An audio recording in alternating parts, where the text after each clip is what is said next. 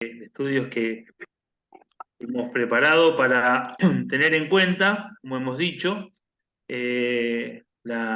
todo lo relacionado con la Navidad, pero más que nada viéndolo también desde algún punto de vista distinto. Te pido, Fede, para poder compartir. Ahí voy, ¿eh? Dale.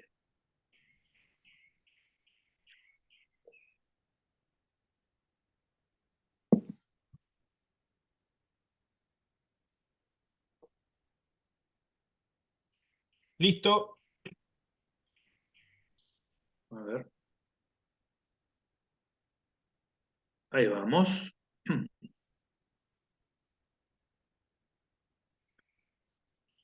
Bueno, como les decía, la idea es poder cerrar hoy esta serie de estudios con la ayuda del Señor y hablar ya puntualmente del nacimiento de Jesús. Hemos estado hablando acerca de la preexistencia. Algo fundamental que no tenemos que perder nunca de vista es que Jesús, el Hijo de Dios, el Cristo, la segunda persona de la Trinidad, es eterno, no nació en Belén.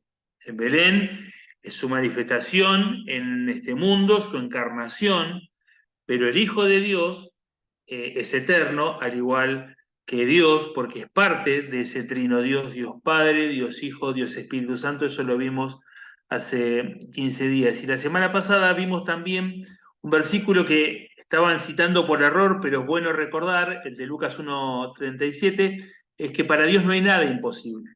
Cuando termina el Antiguo Testamento, luego de el exilio de Judá, luego del retorno de Judá, luego que los últimos profetas hablaran acerca de la reedificación del templo y de los muros, también hubo profetas que hablaron acerca de la venida del Mesías. Pero esto, como también lo expresaba una de las preguntas que preparó Fede, esto fue 400 años antes del nacimiento de Jesús. Y en esos 400 años pasaron cosas muy importantes que Dios fue preparando para que la llegada de Jesús fuese de la manera ideal para que él pudiese cumplir su ministerio y concretar su obra. Y hoy vamos a ver entonces rápidamente algunos conceptos relacionados puntualmente con el nacimiento del Señor Jesús y sin duda una reflexión que Dios quiere que hagamos en nuestros corazones. En primer lugar, entonces, decimos, Jesús nació. Como hemos considerado y lógicamente entendemos, el nacimiento de Jesús no es un nacimiento más en la historia de la humanidad. Es el nacimiento del preexistente, esto que decíamos, Dios Trino, Dios Padre, Dios Hijo, Dios Espíritu Santo, resuenan en los ecos de la historia y de la eternidad aquellas expresiones que nos deja el profeta Isaías. ¿Quién irá por nosotros? Heme aquí, dice el Señor, envíame a mí. Fue el Señor el que voluntariamente vino a hacer esta obra de amor. Y el que voluntariamente murió, ¿se acuerdan las palabras que él dice? Nadie me quita la vida, yo pongo mi vida, tengo poder para ponerla, tengo poder para volverla a tomar. Es el nacimiento más anunciado. Sin duda que los profetas de Dios desde la antigüedad fueron hablando acerca del nacimiento del Mesías. Pero si nosotros nos remontamos al principio de la historia, en aquella escena en el huerto del Edén, donde Dios muestra a través del sacrificio de un animal inocente, que era la manera con la que podía cubrir el pecado de Adán y Eva, y también proféticamente habla acerca de la simiente de la mujer y también de la serpiente, y cómo Dios iba a enfrentar en la cruz del Calvario al poder de Satanás. Es el nacimiento del preexistente, es el nacimiento más anunciado, y como vimos el martes pasado, es el nacimiento más preparado. Dios preparó todos los detalles, desde un imperio que auspició la paz, que auspició la libre circulación, desde un idioma, como también se mencionaban en las preguntas, desde desde un resurgir de lo espiritual, de lo filosófico en las personas, todo Dios lo fue preparando durante siglos para que la vida de Jesús tuviese el impacto que supo tener, no porque él no fuese una persona que impactara, porque de hecho obviamente lo fue, pero sí para que las personas, la sociedad, el contexto político-social pudiese estar preparado para que la obra que él vino a hacer pudiese hacerse y por sobre todas las cosas pudiese tener la repercusión que tuvo. ¿Por qué en Belén?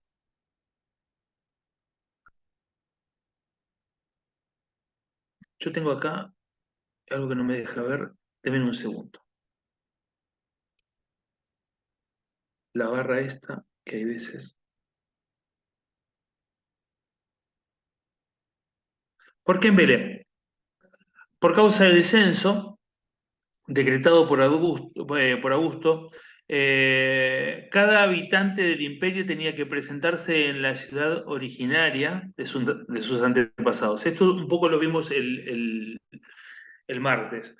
Había o se habían realizado ya otros tipos de censos, los censos económicos, donde solamente el hombre, el padre de familia, se tenía que presentar para rendir cuentas de alguna manera de cuál era su ganancia y de qué era lo que tenía que, digamos, tributar al imperio. En este caso era un censo sobre personas. Quería el imperio saber, tener un cálculo de las personas que habitaban dentro del imperio. Entonces, tuvieron que trasladarse hasta Belén. ¿Por qué? Porque ambos, José y María, pertenecían a la familia de David. Y él, David, era, según narra 1 Samuel capítulo 16, lo estoy buscando yo aquí en mi Biblia, lo pueden buscar si quieren, 1 Samuel capítulo 16,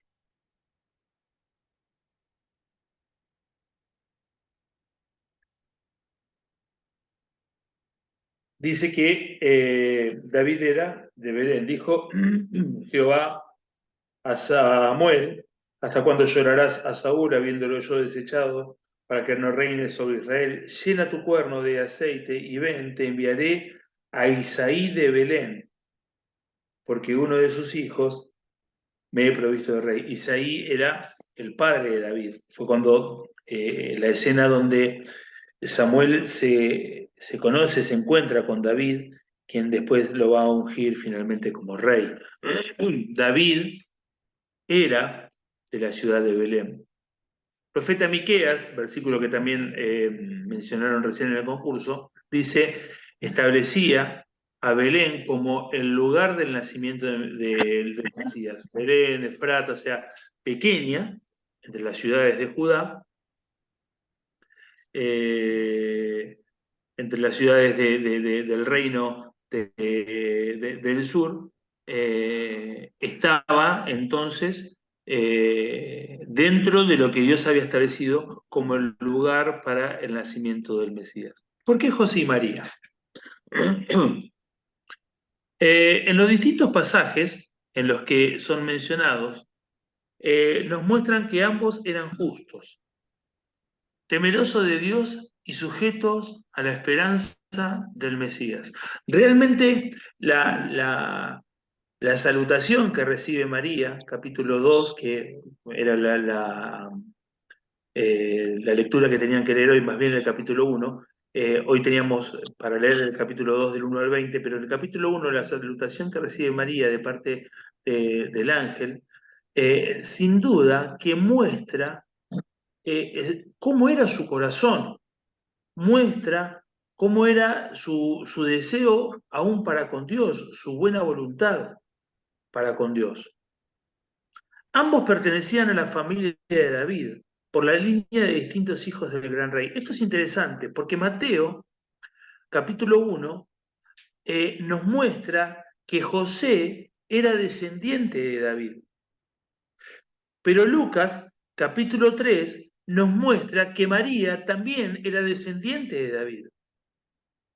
Uno era por el lado de, eran por distintos hijos de David, pero ambos pertenecían a la familia real, ambos pertenecían a esa familia especial que Dios había eh, elegido en David y a su descendencia, como dice la profecía, para que éste sea rey eternamente. La profecía establecía que de la descendencia de David vendría el Mesías, quien tendría el reino eterno. Quien tendría el reino eterno. El Evangelio de Mateo nos cuenta que José es descendiente de María. Es importante porque Mateo le escribe a los judíos. Y a los judíos les interesaba tener refrendado esto, de que quien era el Mesías tenía que ser descendiente de David. Entonces Mateo les empieza a narrar en el capítulo 1 todos los antepasados del Señor Jesús hasta llegar a David. Lucas, en cambio, le escribe a un gentil, a alguien que no pertenecía al pueblo de Israel. Entonces quiere mostrarle a Jesús como hombre. Así como Mateo quiere mostrar a Jesús como rey, Lucas lo quiere mostrar como hombre. Y en esa afán de mostrarlo como hombre, como todo hombre, nace de una mujer, nace de María, pero él también quiere demostrar de que a través de María Jesús tenía derecho al reino. Entonces, a través de Mateo tenía derecho al reino, aunque hay ahí un elemento en el cual hubo un mal descendiente de David y Dios lo había castigado a esa persona, pero también, por eso es importante notar de que a través de María, David tenía Jesús tenía ascendencia en David. Entonces, ¿por qué José y María? Porque eran hombres fieles, porque pertenecían a la familia de David y porque Dios había establecido de que de la descendencia de David tendría el reino eterno del Mesías. ¿Por qué en un pesebre? Belén era sin duda una de las aldeas más pequeñas de la región de Judea. La presencia de tantos peregrinos, ¿por qué peregrinos? Porque estaba esto del censo y que cada uno tenía que ir a la ciudad de sus padres, de sus antepasados, y bueno, esa aldea que tenía sin duda una escasa oferta hotelera de hospedaje, se llenó rápidamente. Es como pensar, nosotros, bueno, algún pueblito en el interior o algún pueblito en el interior del país o de la provincia de Buenos Aires, donde va quedando chico, van quedando personas grandes, solas, bueno, tienen que venir todos los que son descendientes de los que nacieron acá y se llena de golpe. ¿Por qué? Porque mucha gente partió de ese lugar, salió de ese lugar, pero bueno, si tendrían que presentarse todos los que descienden de allí, se llenaría rápidamente de gente. Esto es lo que pasó en Belén. Fue el lugar de descanso de los animales, aquello que José y María consiguieron para pasar la noche. Sin duda, también la escena nos lleva a pensar en la humildad del Dios encarnado. ¿Por qué en un pesebre? ¿Por qué en el lugar donde dormían, donde se alimentaban, incluso hacían sus necesidades los animales? ¿Por qué no un lugar de lujo, preparado? ¿Por qué no un lugar realmente acondicionado para la llegada de un bebé? Obviamente no vivían ellos en los tiempos de hoy. Cuando nació Ignacio, me acuerdo el médico de la mamá nos decía, bueno, ustedes tienen a través de la obra social esta clínica, esta clínica. Dice, ¿qué prefieren? No sé, no sabemos. ¿Prefieren una buena hotelería o prefieren que esté todo bien preparado por si pasa algo para que... No, sí, obviamente, preferimos eso. Lo bien que hicimos, porque Ignacio nació con algún que otro problema y estuvo 18 días, 19 días en neonatología. Entonces, nosotros pensamos en un lugar preparado para la llegada de una criatura y que tenga las condiciones que tiene que tener y los cuidados. ¿Y por qué no con Jesús? Porque no había lugar. Ahora, sin duda que hay una reflexión ahí también. No había lugar para la llegada del Mesías. Tampoco hubo lugar en el corazón de las personas para la llegada del Mesías. Y la pregunta es si todos los que hoy estamos aquí le hemos hecho un lugar en nuestro corazón al Mesías. Sin duda, como decimos, también nos habla de la humildad del Dios encarnado. ¿Por qué los pastores? Vamos al pasaje de Lucas. Lucas capítulo 2.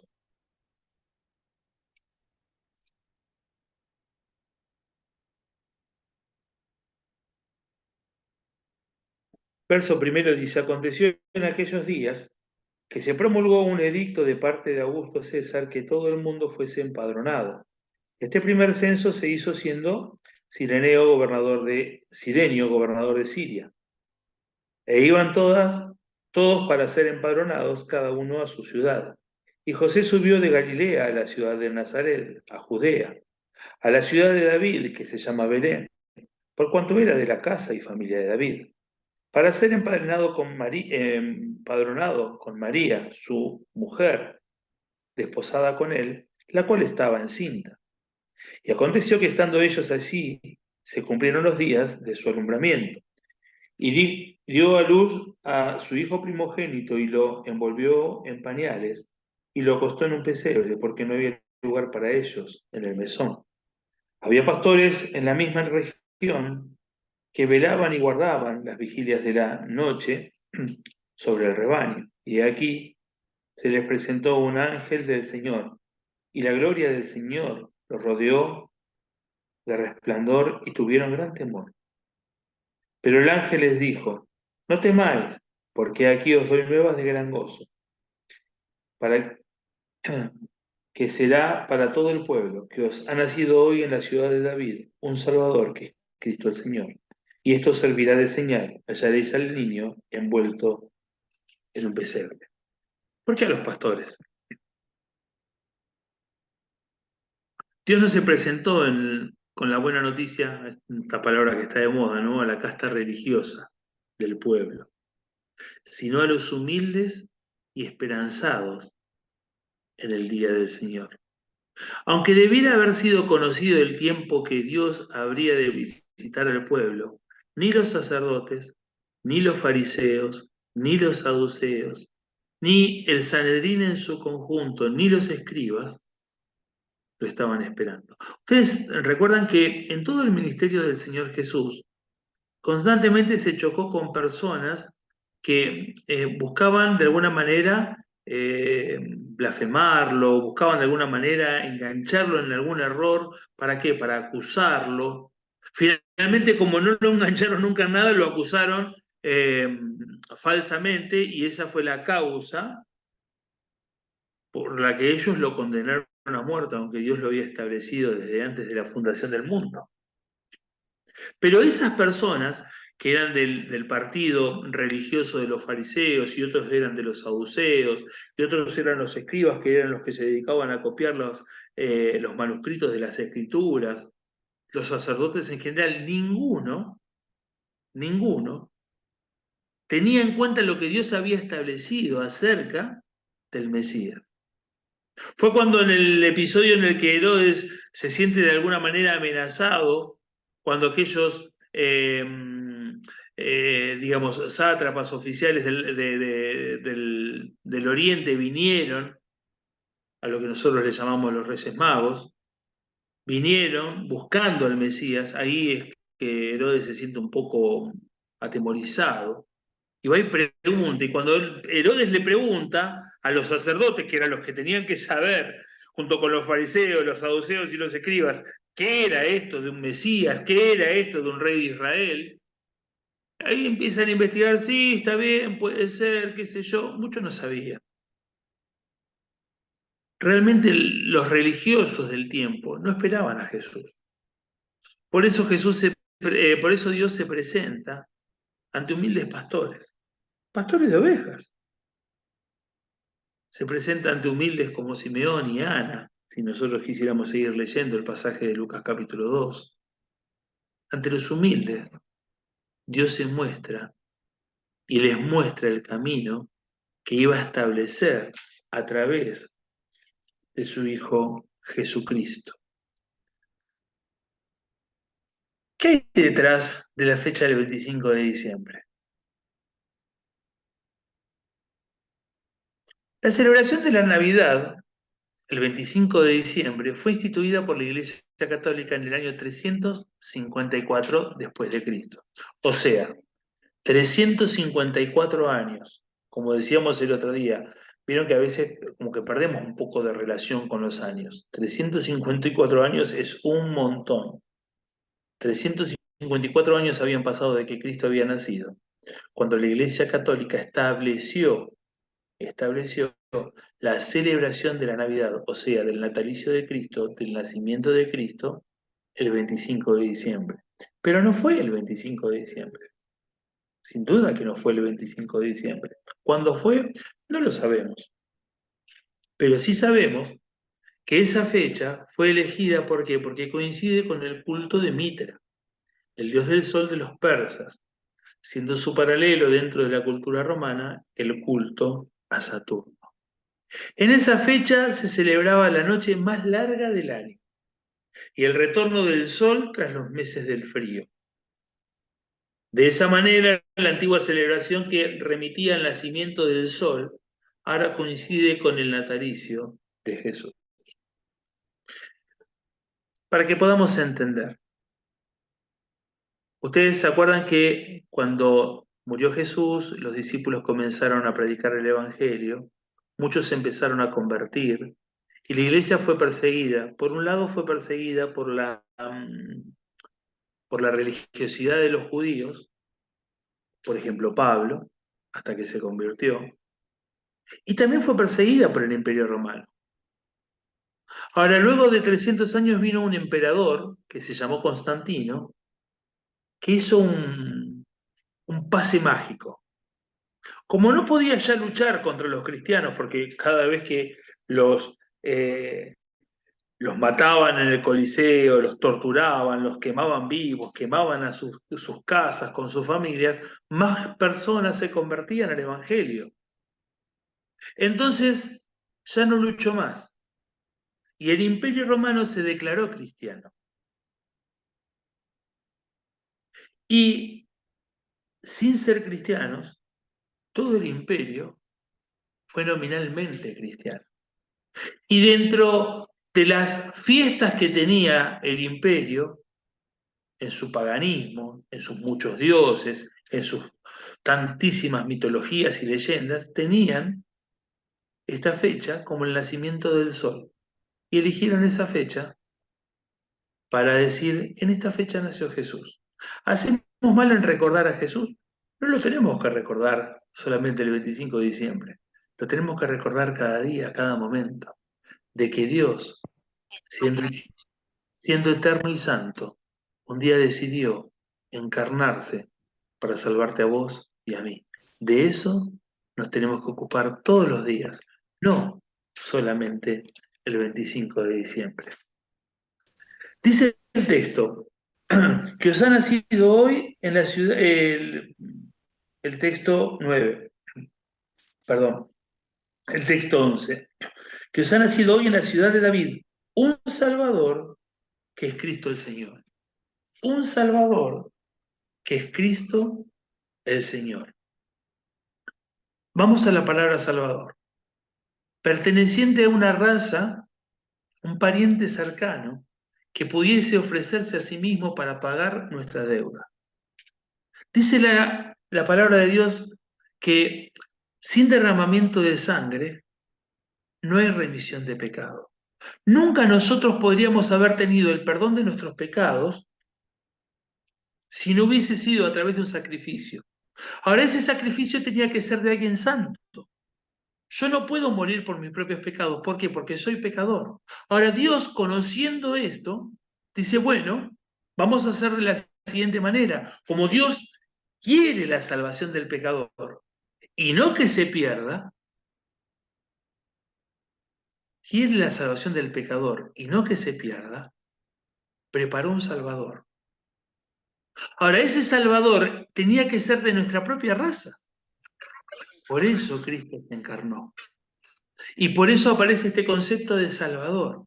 Que os ha nacido hoy un Salvador de ustedes, dice Dios a través de los ángeles. Hoy nació un Salvador de la raza humana, un hombre, un niño que se va a hacer hombre y que en esa condición de hombre va a morir por el resto de los hombres, en genérico, por hombres y mujeres. Ese Salvador es Cristo. La palabra Cristo significa literalmente el Mesías. Y esto proviene del ungido, el enviado de Dios, el Dios hombre. No es solo un Salvador, no es solo un hombre con buena predisposición, no es un hombre con un profundo amor, no es simplemente un hombre que quiso morir por los otros. Es el Dios hombre. Es el Dios que se hizo hombre, que nunca dejó de ser Dios, pero que se humilló para que vos y yo pudiésemos ser salvos. Entonces dice que os ha nacido hoy en la ciudad de David un Salvador, que es Cristo y es Señor. El título Señor nos habla de los atributos divinos de Jesús. En su rol de segunda persona de la Trinidad, nos habla de su identidad como Dios. O sea que en estas tres palabras reconocemos a Jesús como un hombre, a Jesús como un Dios hombre y a Jesús como Dios.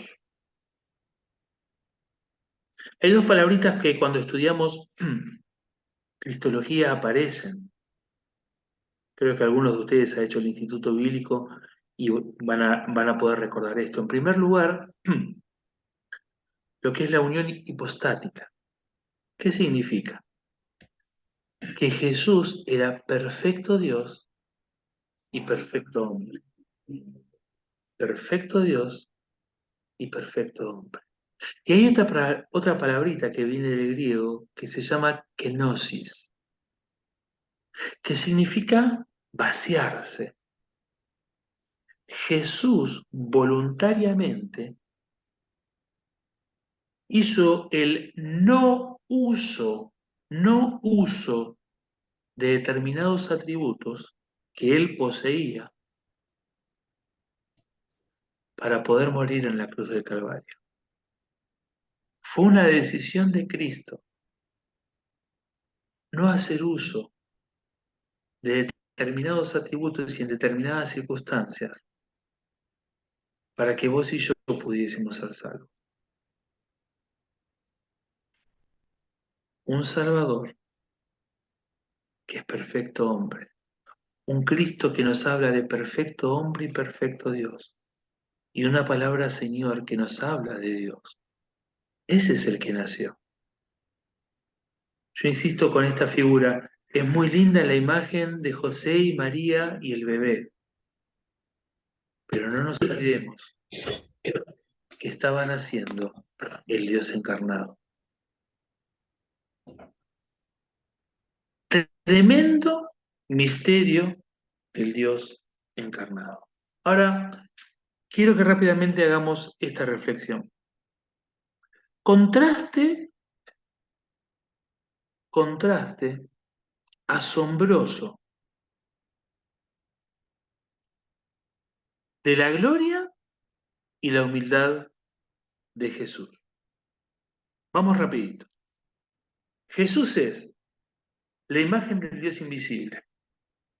Hay pasajes que son muy similares en el contenido. Colosenses capítulo 1, Hebreos capítulo 1. Jesús es el primogénito de toda la creación. Jesús es el creador de todas las cosas. Jesús es la razón de la creación. Jesús es antes que todas las cosas. Jesús es la causa por la que todas las cosas en Él subsisten. Jesús es la cabeza del cuerpo, que es la iglesia. Jesús es el primogénito de entre los muertos. Jesús es quien en todo tiene la preeminencia. Jesús es constituido por Dios como heredero de todo. Jesús es el resplandor de la gloria de Dios. Jesús es la imagen misma de Dios. Jesús es quien sustenta todas las cosas con la palabra de su poder. Ahora, ¿nos damos cuenta de quién es Jesús? ¿Nos damos cuenta el lugar que ocupa en el seno del Trino Dios? ¿El lugar que ocupa en el universo? ¿Nos damos cuenta quién es este que estaban haciendo en Belén? Creador, sustentador, la imagen misma de Dios, la sustancia misma de Dios, el resplandor de la gloria. Ese es Jesús. Y la primera imagen, de alguna manera, lo puede graficar. Pero la imagen del pesebre, ¿qué? Siendo en forma de Dios, no tuvo en cuenta que Él era Dios, como para aferrarse a eso. Se despojó a sí mismo tomando forma de siervo. Fue hecho semejante a cada uno de nosotros. Estando en la condición de hombre, se humilló a sí mismo. Se hizo obediente hasta la muerte y muerte de cruz. Todo esto Jesús lo hizo por amor. Todo lo primero que vimos es lo que Él es. Y esto que estamos viendo es lo que Él hizo por amor. Hay un coro hermoso, un himno hermoso que cantamos en la cena, dice, glorias magníficas Él dejó para buscarme a mí. Solo su incomparable amor lo hizo venir aquí. Ahora, yo quiero terminar con tres ideas. Ahí está el pesebre, y acá podemos estar como observando, vos y yo. ¿Qué mirada tenemos al salir de Belén? ¿Cómo no ser agradecidos? Sí.